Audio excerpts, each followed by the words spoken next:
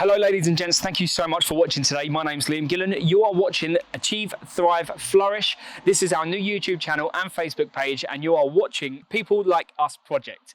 Today I'm talking to Cymba, a really young, inspirational gentleman that has moved from Zimbabwe over to England, a really inspirational guy, and I just really hope that you like the interview that we've done with him. If you're new to the YouTube channel, please feel free to subscribe. If you're new to the Facebook page or Twitter or Instagram, please feel free to follow us, and we really hope you like this content. Thank you so much for watching, and it's currently raining, so let's go. Cymba, thank you so much for joining us today. That's right, Liam. A part of this project is People Like Us, and we are just talking to people from different walks of life, and we are just trying to get more information and just a bit of a general story of how you came to grow up, how your experience is, where you're living now, and just getting to know you a little bit more, to be honest. So would you like to introduce yourself and tell us how long have you been living in the UK? My name is Cymba, and I've been living in the UK for about 20 years now. Okay, 20 years. So how old are you now? I'm 39 now. You're looking good. I look older than you. I look older than you. Yeah. So you're Zimbabwean? Yes, Zimbabwe. What was it like being born there? Do you have any kind of early memories from being in Zimbabwe at all? Yeah, obviously, everybody has early memories. Yeah? Right? So, is it okay to tell me some of them memories? Yeah. I mean, school, you want to start with school? School, yeah, let's start with school. What was school like for you? I went to a school, it was all right. You know what I mean? It was a public school. I think it was a government school. Okay. If you call it that. Was there a lot of children there? Yeah, loads of children. There was actually an infant school to the primary school. Oh, so okay. It was nice divide. Yeah, 100%. So it was kind of like what my son's doing at St. Mary's. Oh, yeah. Because they split the first 2 years. Yeah. They're in a different site. But it's one school. But school was, I was a sporty guy. I loved sport. I've always played football. Yeah, we spoke about football just beforehand. Yeah. So ever since I can remember, I think, I don't know, that's why I'm blessed with this body. I'm always I'm joking. No, I've always played sport. Yeah. Is that something you've done early on in school as well? Or? Yeah, that's what I'm saying. Literally, I couldn't really do sort of marathons or long distance running or anything like that. But I was so into, because I was asthmatic basically. That's what I was trying to get at. But I loved football so much that I just ended up making up some reason why I could still play football but not go to athletics. Yeah. So I ended up playing football, and it's always been my escape. And, wow. Okay. So school was kind of just like here, really, just more. Yeah, just different settings, different environments, it's just and different stuff. Country, different culture. Yeah. So, what kind of age did you start playing football?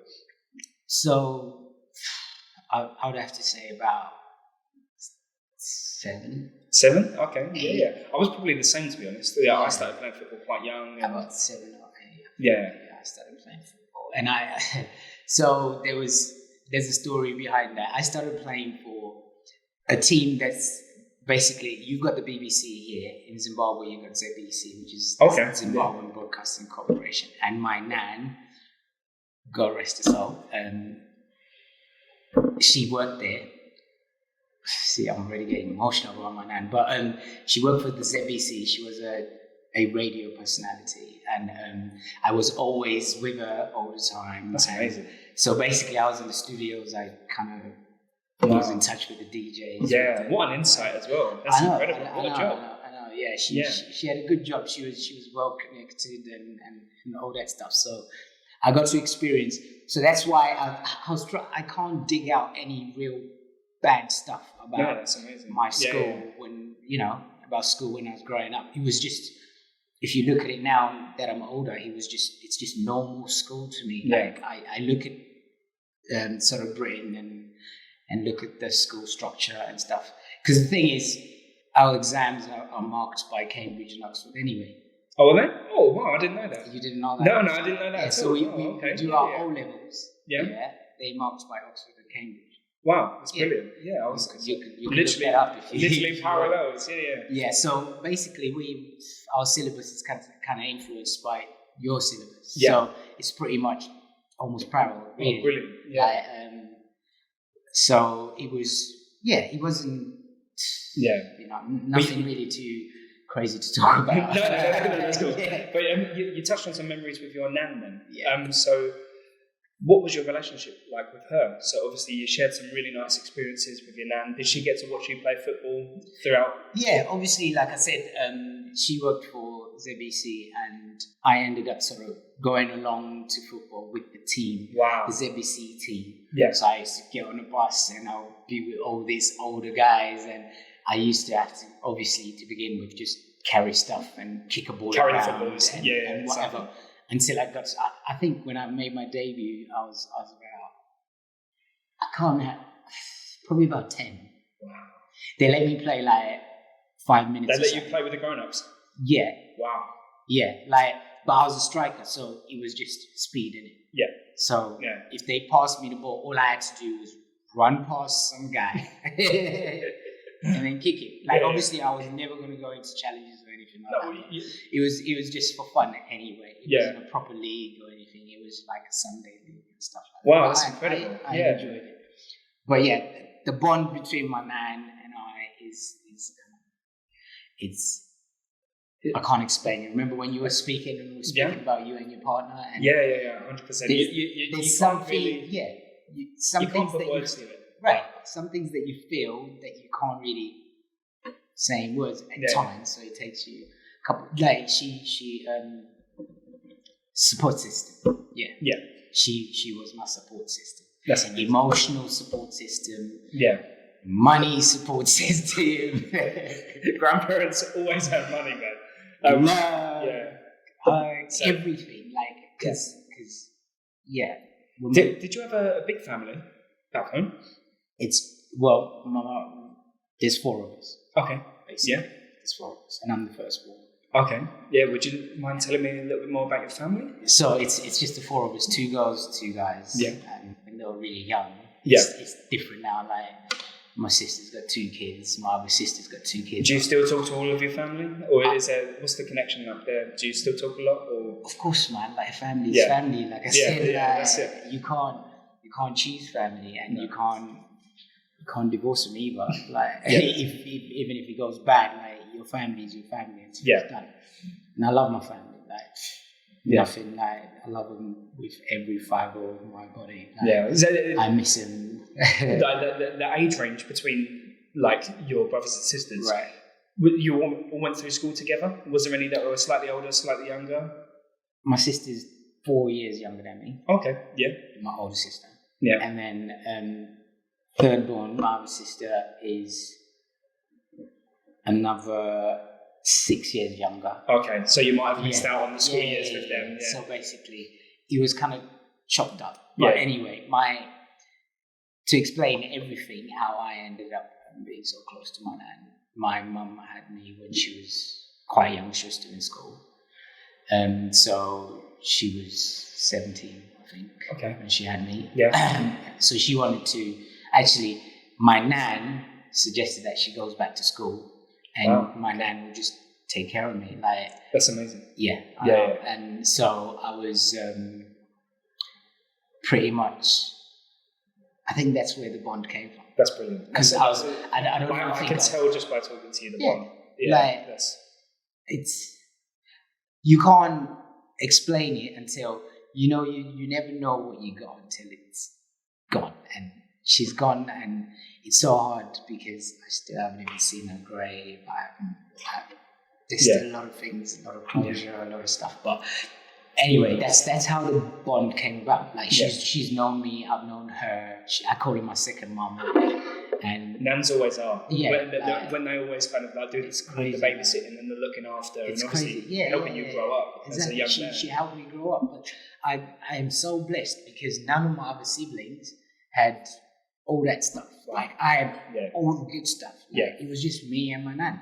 I go to school, I come back, she comes back. Like, we chill. Nice. You know what I mean? Like, it was brilliant. It's Zimbabwe as a country, when you was growing up, what was it like there? Because obviously I've never been myself. Yeah. I've seen the videos that you see. I've seen the videos like Victoria Falls and stuff like that. Obviously the beautiful scenery and stuff. But growing up as a young man, what was it like for yourself? So Zim, have you ever? It was considered the breadbasket of Southern Africa.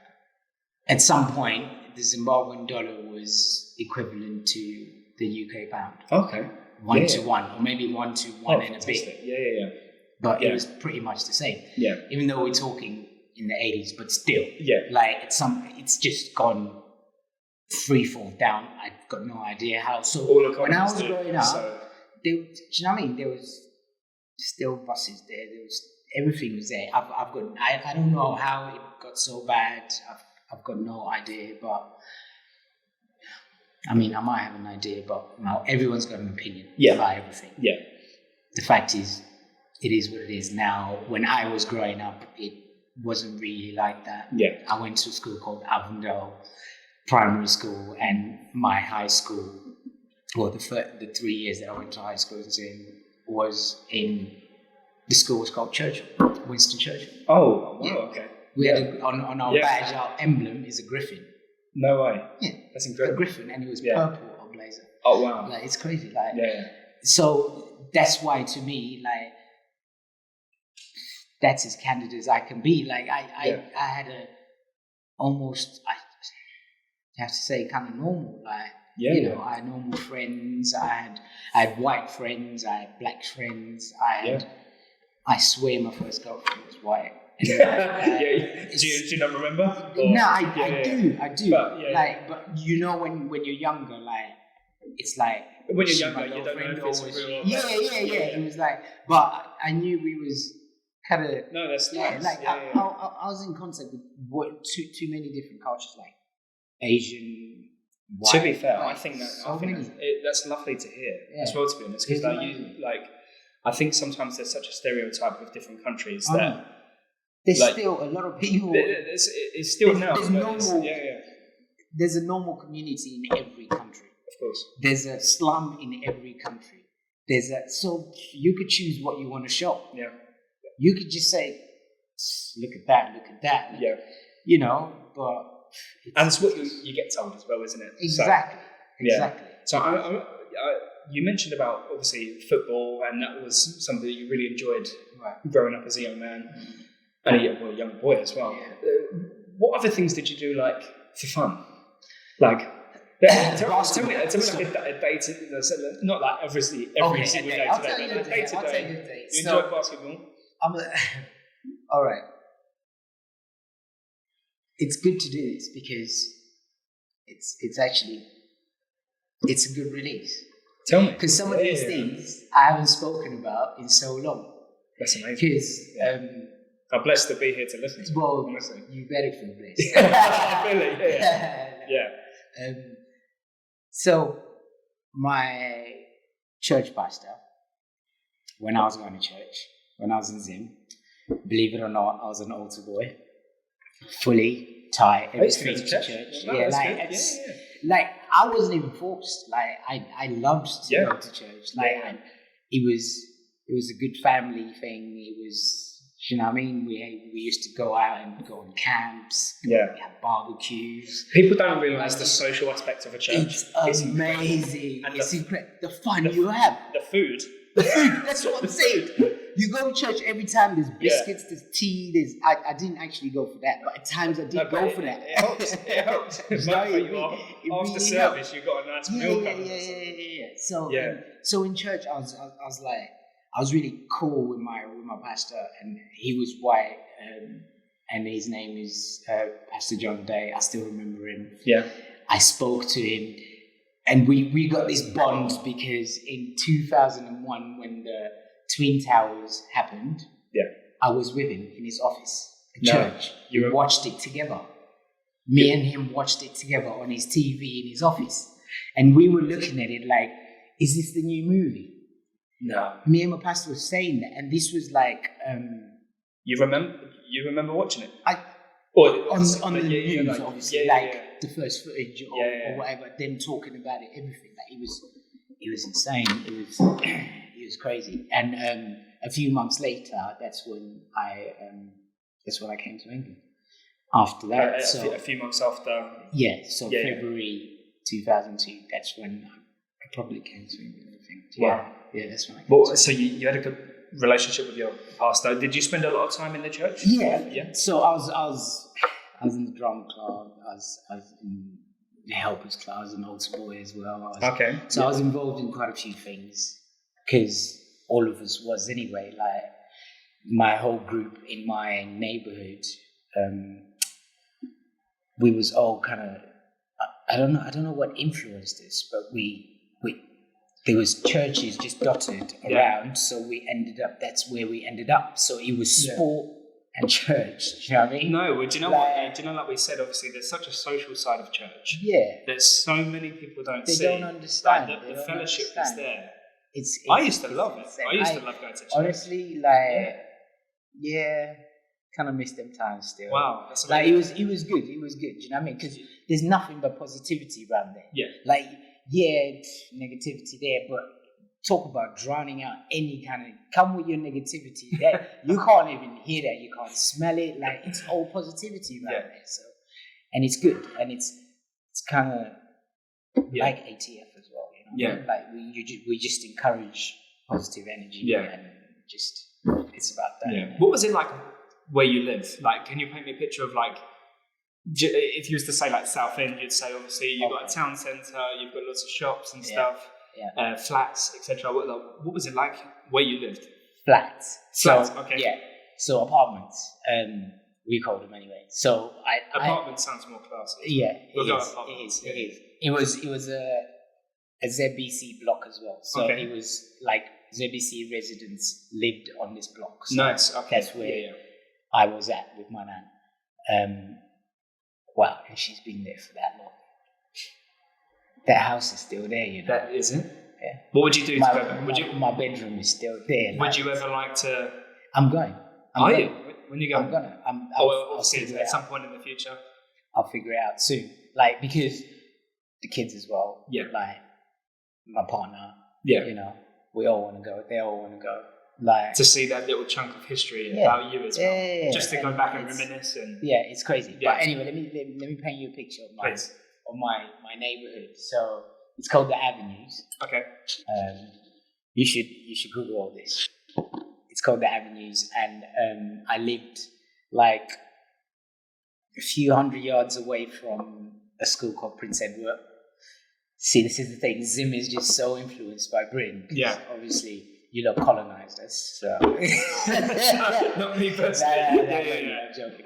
But basically, everything is kind of influenced by Britain. But I lived close to Prince Edward, and across the road from me was a church called Raymer Church, and there was a basketball court there as well. So once you put sport and church, now it's everything. Yeah. You got something where you can dispense the bad energy, like do you know what I mean? Like competitive, you want to get competitive over there. So, and it was about probably a mile away from the White House. Okay. Yeah. It's not like in a higher echelon neighborhood or anything like that. But it's just that's where the White House is. Was there much nature around? Like, I'm trying to picture it myself. Trees, jacaranda trees everywhere. Nice. Yeah, like every 20 yards, big ones. You know, they go purple and like lavender. Oh, I bet that was beautiful. Lavender, dude. Like when you stand on the balcony, obviously you can see the trees. You could touch the trees, and you could just smell it anyway.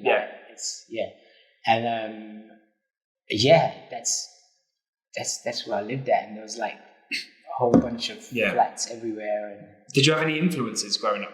Like obviously, because I know we've touched on your nan, and it doesn't necessarily have to be a family member. It could be a celebrity, of course, famous, of course. I've always been influenced by what's closest to me. Yeah, like I can tell family is very close to you. Always, it has always been like that. Like my dad was in the army for like 30 years. Yeah, he was in the army. He wasn't, like I said, I lived with my nan when I was growing up. First, because obviously my mum was a bit young when she had me, and then secondly, there was a good school right where my nan was. Like, I went to Avondale primary school. That's a pretty A grade school. Like, it's decent. So it was good for my education, and it was also good that my mum could go back to school. And stuff like that. And also my mum was the first black woman to play for the Zimbabwe hockey team.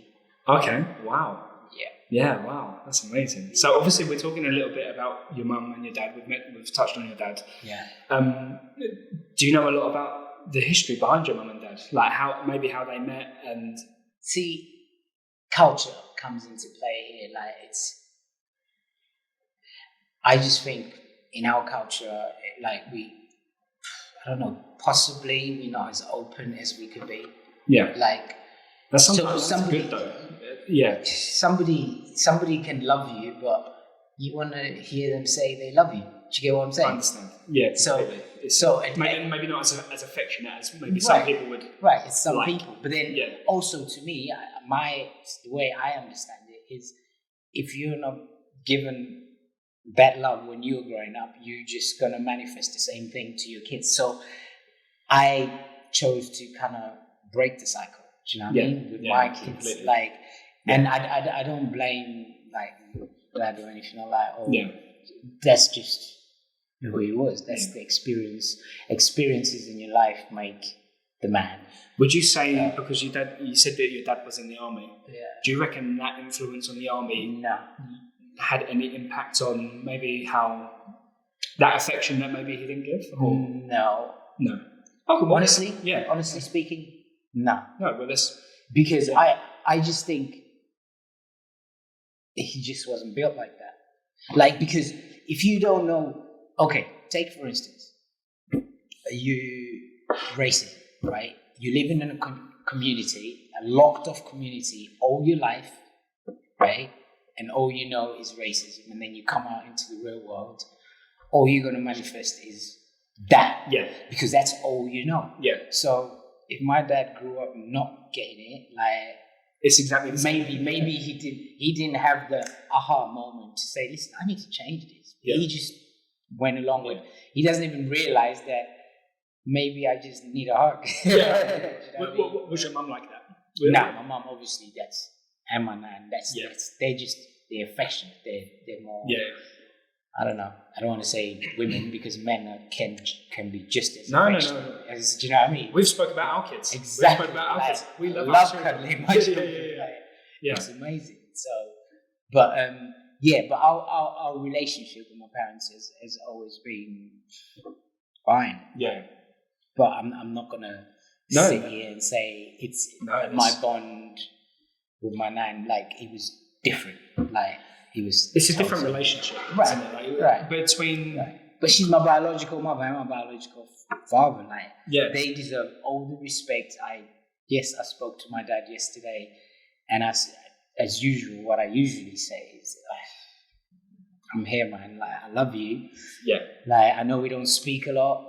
Yeah. And when I say we don't speak a lot, like, to me, going 2-3 weeks without speaking to my dad is it's weird to me, but that's how it is between us. Do you know what I mean? I can relate. Yeah. I can relate. Like, I wish we could just anytime, like I do with my friends. Yeah. But you mentioned that it was around 20 years ago that you moved to England. Yeah. Right.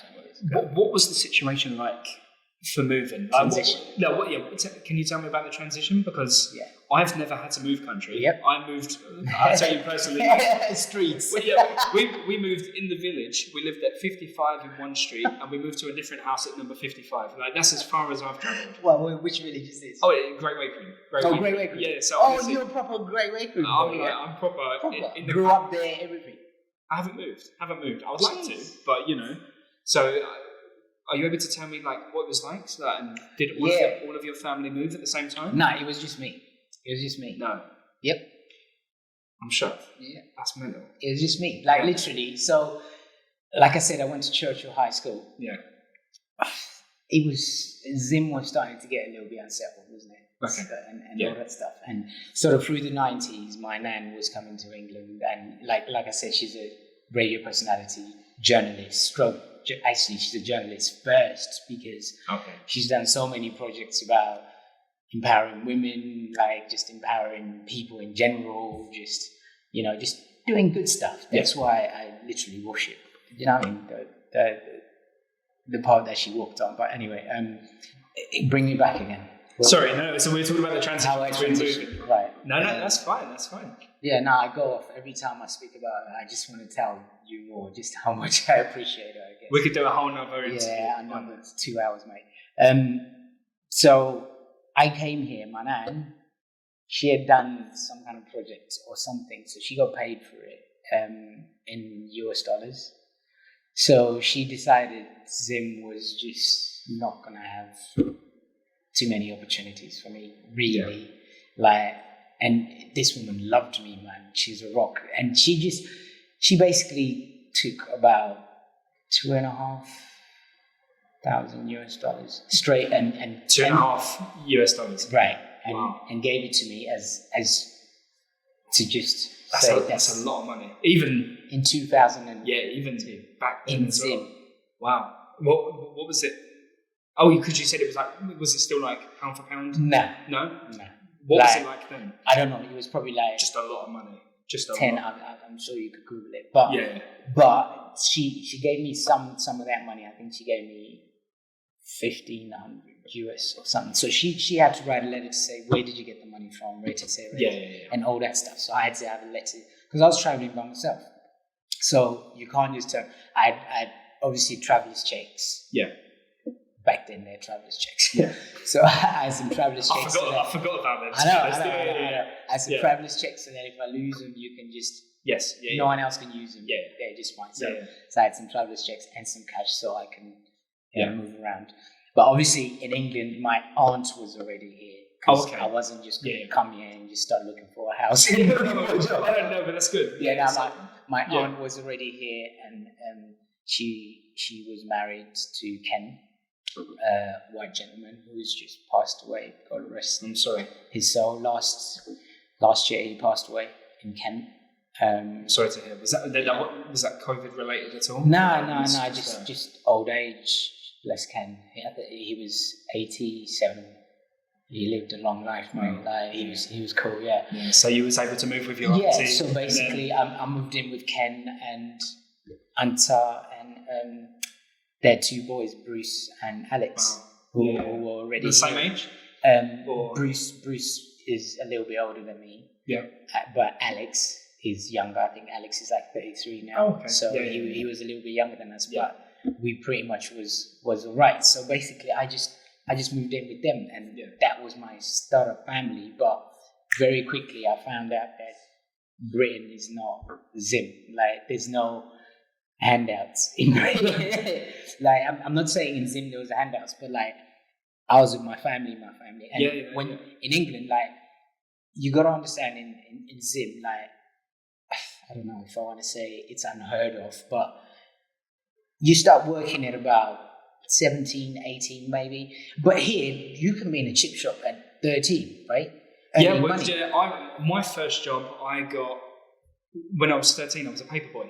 There you go. I was delivering around. Even younger than that, right? Yeah. So in Zim, there's not really much like that. Like, it's still pocket kind money. Of like when you're an adult. Yeah, that's then when you can fend for yourself. Like, when you leave my roof, then you can fend for yourself. But really, other than that, it's kind of like your parents look after you in a cocoon until you're old enough to, like, yes, there's a bit of pressure to get a job, and like, really the focus is on education.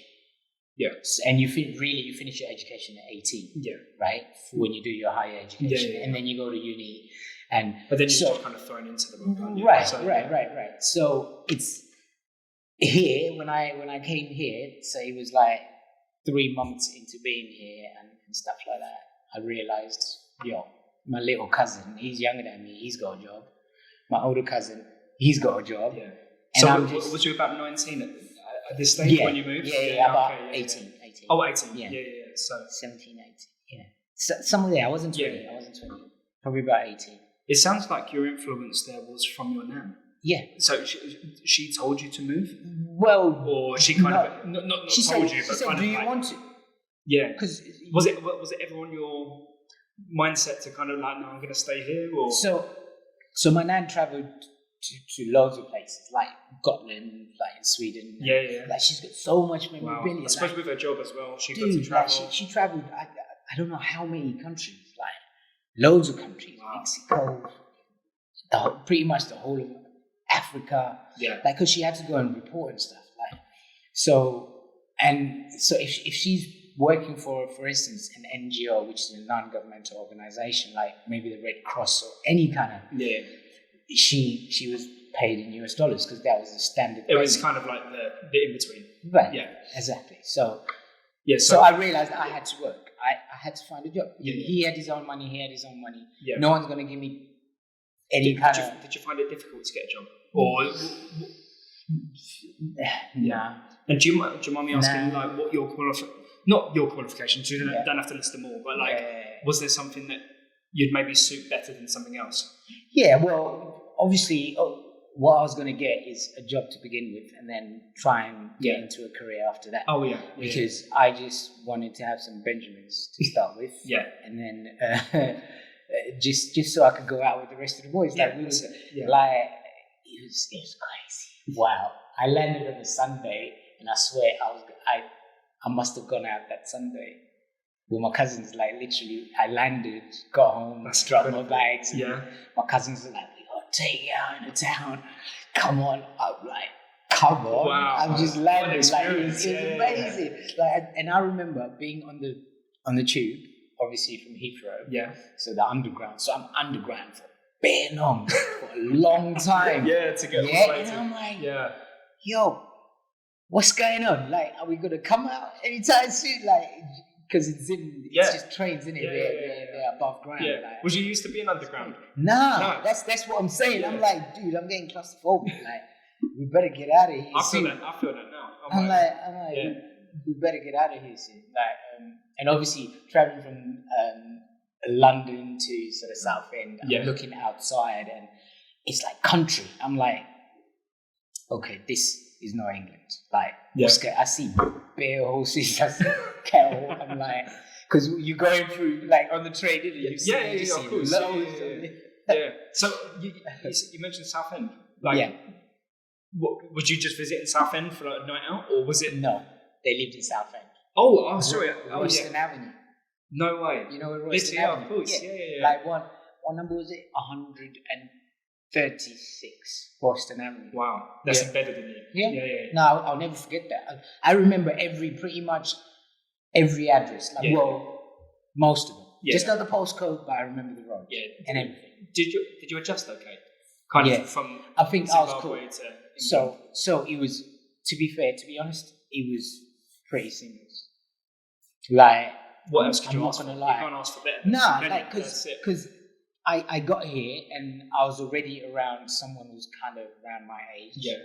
So at 18, all you want to do is have fun. Like, just have a bit of banter, so it was fine. I was probably here at the right age. You know what I mean? Do you reckon if you didn't have your cousins here, it would have been a different experience? Yeah. Because obviously you probably wouldn't have gone out that night. Yeah, I would. Obviously, the camaraderie of. And so, let me tell you another story. So I went out that night, ended up bumping into two brothers that lived a block away from where I lived that night. Ronnie and Bobby. Are you still connected with them at all? Or they're my friends. I saw them 2 days ago. Wow. Yeah. That's mental. Yeah, like that's crazy. Yeah. It's mad. I met them, and then I just knew. Well, I guess it's Southend, isn't it? Yeah. And then anyway, I had to look for a job. I got my first job. What was your first job? Subway. Do you remember the old Subway? You and I have got quite a lot in common, even though we've started from worlds apart. I know. Like, mine was McDonald's. Yeah. But we had to get a job. Yeah. You had to get some money. Do you know what I mean? It was right. It was right in there as well. You got to speak to a lot of people. You know. So you adjusted well. You managed to get a job. Yeah, I got a job. I started working there. I think I worked there for like a couple of years or something because I enjoyed it. Yeah. And then I decided this is not really, because I got comfortable. I was like, I can't be here. I think as soon as you get comfortable and complacent with where you are, you limit your growth. Totally. So to me, it was just, and I just felt like they were taking me for granted as well and stuff like that. So I overworked and underpaid. I always made sure they didn't overwork me because I tend to have my own opinion and things, especially if it involves me. Of course. I'm going to give you an opinion about me. You know what I mean? That's the least I can do. Yeah. So if you try and paint me to be somebody else, then I will try and defend myself. So I did that, and I decided to just leave. And then I sort of worked in telesales for a little bit, and then I ended up at Insurance Law. Okay. Yeah. So you've worked. You managed to get a few jobs. You met friends literally on the first day. I know that you still talk to. So it was easy for you to kind of make friends. It was like you've stepped into a new world. And you've made friends instantly. Is that like? I don't know. I don't know whether you call it luck or maybe I'm just. I don't know. Gifted the gab. Nah, not even gifted the gab. Like it like we were talking about. It's energy in it. Like of course, it's like at times it's the energy that you bring that makes people get attracted to you. Like male or female. Like the energy you bring makes people sort of get drawn to you or be pushed away. Like was there differences between the attitudes of like your friends back in Zimbabwe to the people that you met here? Like totally. Like obviously, do you know what I mean? Like it's two different countries, two different upbringings for all the kids. Like I just found it, some things were just weird, like how my friends were cussing out their parents in front of me, and I'm like, "That's your parents?" I'm like, yo, you. I had to one time. I had to leave. I'm like, I feel like I am shouting at your dad, but I just got to understand, and it's just different cultures, isn't it? Like to me, like I have never heard my parents swear. Wow. I live a different life to you. No, I'm joking. Ever. But I think, do you know, growing up, I never heard it. Yeah, with family, with parents and stuff, I think there's always that level of respect you have to show them. Like, do you know, like you said, you've got a very good family unit, and you treasure that. I think you have to. As soon as you kind of start losing the fundamentals of like the respect of your... Those are your roots. You can't be a tree with no roots, bro. Yeah, like, you get blown away. Yeah, you get blown away. Like you have to have, and like I said, you can't choose your family. Yeah, that's what you got. That's that. So did the rest of your family fly over? Like, did anyone else come over? Or? No one else came over, because obviously, I mean, I don't like talking about it, but it's sad. It's sad. Yeah, it's sad because obviously Zim started going sort of like that, and things just got hard. Like British government, like for you to get a visa, like the ins and outs, you have to jump through so many hoops, and just the money. I can imagine they made it impossible. Like it's kind of there you go. Like it's absolutely. Yeah. So do you still talk to your family? Everybody. I spoke to both of my sisters yesterday. Wow. Are you able to connect over like FaceTime and stuff like that? All the time. Like my kids and my sister's kids speak. Like my eldest Cheyenne has got my eldest sister's eldest daughter's number, so they chat. Wow. Like, so they WhatsApp. Like because the good thing about Zim is primarily education, everything. Like I said, the syllabus is kind of based on your syllabus. That's how it was built. Yeah. So our primary language of communication is English. Okay. Yeah. So did they influence or try to push any other languages? Like no, it was natural. Like in school, you had to learn like my native language is Shona. So obviously you learn that at school. Yeah. So you learn both. You learn English and Shona. Yeah. So it's not like a push, but it was a subject. Oh yeah, it's just like your native tongue, isn't it? So do you still get to speak? Yeah, I love speaking it. Like I said, so the group that I've got at football, is predominant. They're predominantly a mixture of African kids and guys. Basically, we all over 18 now. Yeah, from like all around Africa. All over, like Ghana, Nigeria. Yeah, I think there's a guy from Sierra Leone, from Zim, from South Africa, from Zambia, from Egypt, from Sudan, Ethiopia. Wow, the cultures that just in this one football team, right? Yeah, that's this incredible. Is what I'm saying. Yeah. Like, and there's a whole bunch of British guys as well. Yeah, like that's brilliant. And we've all been together for the longest, so we've all kind of learned from each other and all different cultures, and like it's so eclectic. Do you know what's do you know what's nice as well? Like, obviously, hearing your earlier stories about football in school. And you're still now playing football. Yeah. You still a striker? Always still a striker. Yeah. Okay, basically put it this way: like number 10 is mine, and the front three. Always. I like to play. I like my freedom. So And Stu, you know it. He knows it. I just like to have a little bit of free roll. Number 10. Yeah. I can be a striker, but now I'm not as. I don't care about scoring goals. Like, I'd rather create goals than score. Like, we were talking about obviously football beforehand. We don't have to make this too football orientated, but you're a Liverpool man yourself. The football. Palace Zaha is going to go. Is he going? Is he staying? What's going on? Who knows? This has been a conversation for years. Just touching off on where we left off, we was talking about the transition from Zimbabwe to obviously Essex and Southend, and I feel personally you had a really kind of smooth transition with everything that you told me, kind of coming around, like turning up, making friends straight away. It was brilliant. So, was there any kind of troubles at all that you had getting into the country? Well, getting into the country, yes and no. Maybe it's just the norm. Yeah. You know, I was at the airport for like 2 hours, just sitting in a room while they just chucked random questions, like normal questions. Like, well, it wasn't so normal to me. Yeah. Was it quite interrogating? Like, did it feel okay? At a young age as well. You said it. Interrogation. It was interrogation. Yeah. It felt like it. The energy felt like it. Everything was. It was interrogation. Yeah. But to me, I was like, why are you going to interrogate me like that? Like, come on.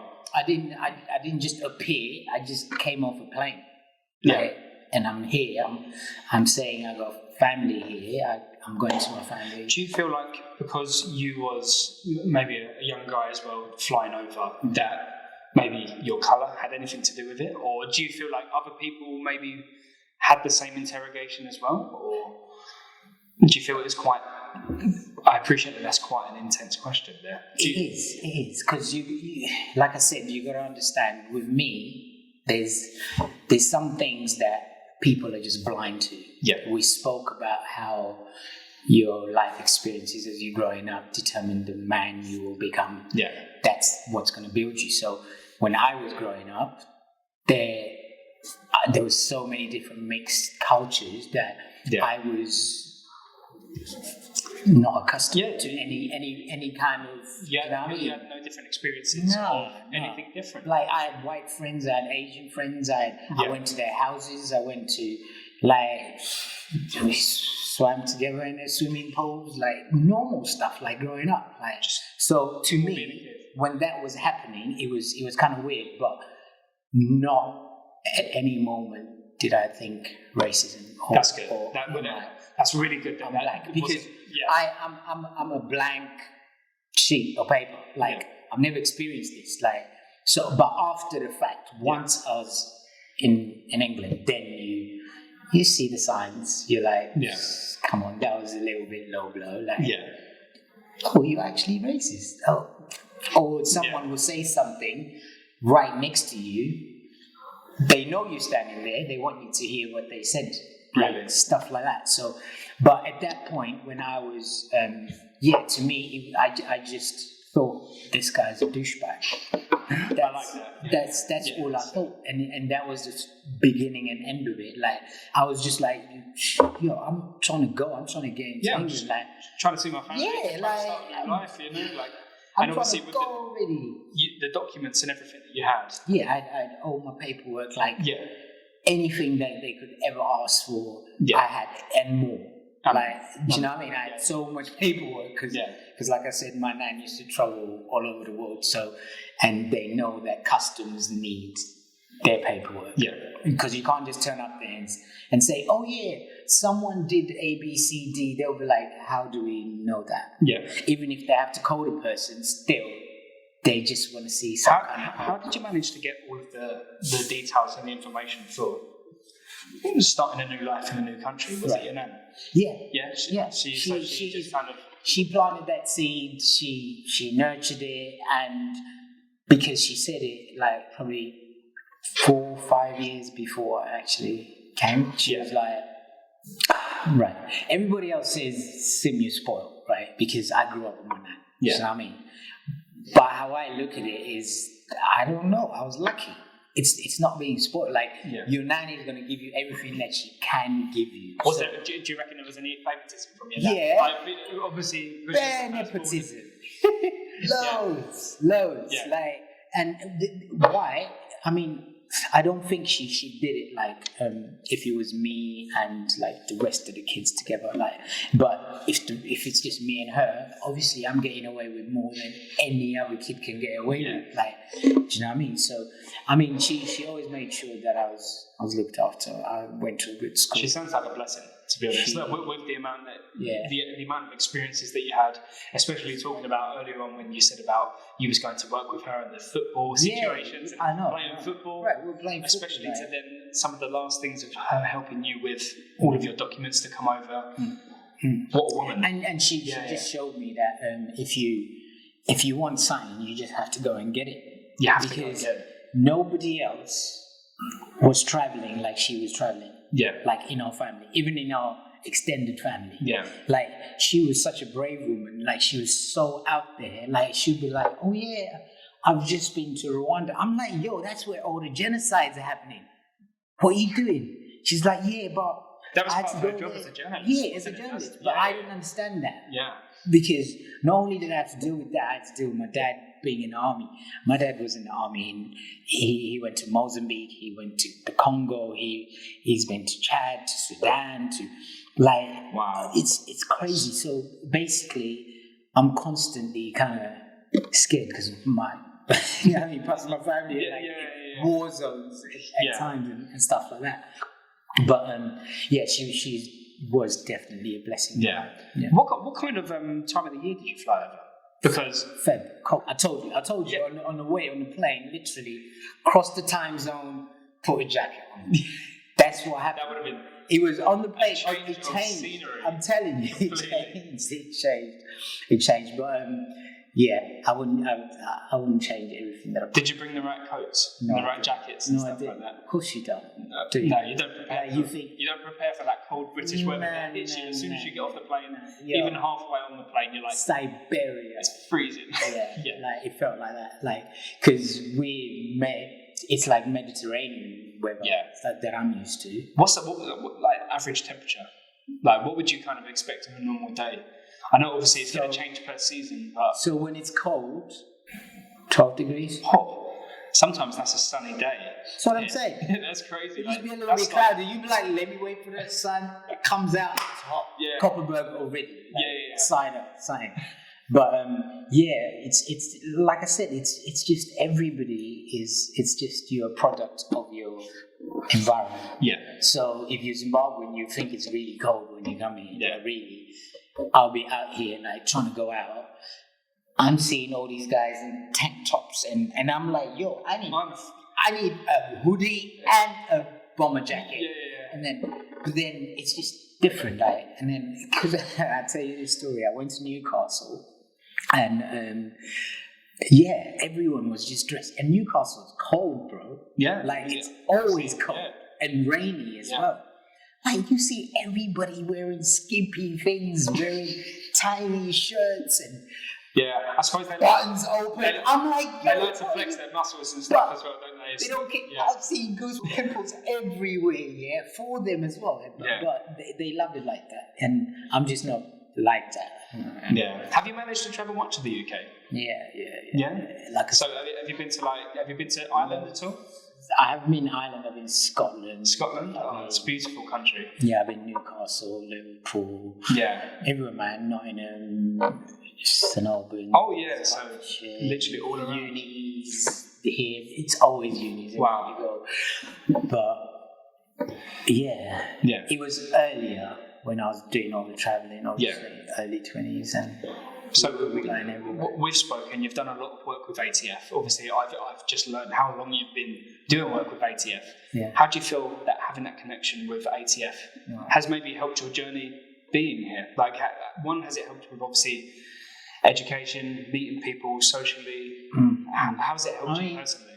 Obviously, it's given me an opportunity to sort of give back in it. Yeah. Because I don't know, you can't quantify what you get from giving back. Yeah, I agree with that. It's something that you can't really calculate, but I like the feeling. Yeah. And once you get bitten by that bug, it's hard to let go of helping others and just literally having an impact in someone's life fully. So what would you say, in how many years have you been in partnership with ATF? About over 10 years. Over 10 years. And exactly how Stu kind of got you involved in ATF is how I got involved. Like, I heard about ATF, went for a session, and I don't know, apparently I was the loudest there. You was the loudest. Apparently. And so the guy who was doing the whole thing, I think he left. So Stu must have passed the group, because I was still new in the group a bit, about probably a couple months, and just said, who do you think should lead the group? Yeah. Now that this person's gone. And most of the people said me, so. Wow, that's nice. Ever since, so it was democratic. At the spot. Yeah. It was democratic. I didn't snatch the power. Do you reckon that changed your personality much? Of course it did. Because obviously everyone chooses you. Yeah. Like, it gives you a little bit of confidence, for starters. Yeah. It's like your peers are saying, we looked at you. I think, like everybody else. Like you said, it's democratic as well. Yeah. So because everyone's chosen you, obviously everyone sees something in you that's kind of making you shine. And I was like, that's pretty cool, man. So and then I just took it off. It took off from then, and that was Futures, like. You know I remember Futures, it's changed now, hasn't it? Right, it's changed so much. Like, that used to be our home ground. Yeah. Because they got so many pictures in the back. Because it's tucked away, I don't think you realise how much. There's so much space. Yeah. The caged bit, though, is the one we used to use, because brutal. We've played 5-7 aside there. Yeah, that's where we play. Take your ankles out and stuff like that. So you've shared literally so much of your personal life with me. Yeah, I don't know. I've been very candid. Yeah, but I appreciate it. Obviously, you've spent a lot of time kind of just talking about your family as well. But just kind of finalising that, would you say moving to the UK has been a good asset for your life? Would you have liked to have brought more of your family over, or do you think things have kind of worked out perfectly how they are? No, I believe in, I don't know. You made the leap as well. Yeah. You made the leap to come. Right. I made the leap, and obviously my siblings were still young. My mum and dad. My dad was in the army when I left, and like all that stuff. So everyone had their own ties as well. This was my personal choice, me and my nan, obviously. But so it wasn't connected to. It's not like anyone else was like, oh yeah, I want to come too. Why can't I? It was literally everyone knew. Personal journey. Everyone knew I was leaving. Yeah. Like they're staying. Like, do you know what I mean? So as far as would I change anything? No, and I just believe things happen for a reason. Everything happens. Do you still have a lot of communication with your family? Do you get to talk to them often? All the time. Like this morning, I spoke to my mum. She texted me this morning. Yeah. Spoke to my sister yesterday. Spoke to my dad, obviously, on Father's Day. Yeah. I spoke to my other sister as well. Because they all text me anyway saying, Happy Father's Day. Oh, So that's nice. yeah, You can't- but besides that, we speak anyway. Like Brilliant. the week before that, we Yeah. were chatting. Like we always in communication. Are your Always. family keeping well? Obviously, I know the last year and a half has been difficult it's- for it's everyone. been crap, isn't it? Yeah. Yeah, they're fine, man. Like That's good. we've got everybody, touch wood. Yeah. No one has gone, so everyone's healthy in my immediate family. Yeah. Obviously, with how ATF have helped you, with everything that you've done in your life, with your kids as well, I think, just to reiterate again, I think you've done an incredible job. And do you know what? When you go to visit your family again, when it happens at some point in the future, I would love to maybe just message you personally, just to get to know how it went, the experience it is. I'll make sure I'll let you know. No, because honestly, I'll let you know the emotions and everything, because that's the thing that I'm really I can't say apprehensive. I don't know which way it's gonna go, because I lost my friend in Zim when we were sort of 13 to lymphoma.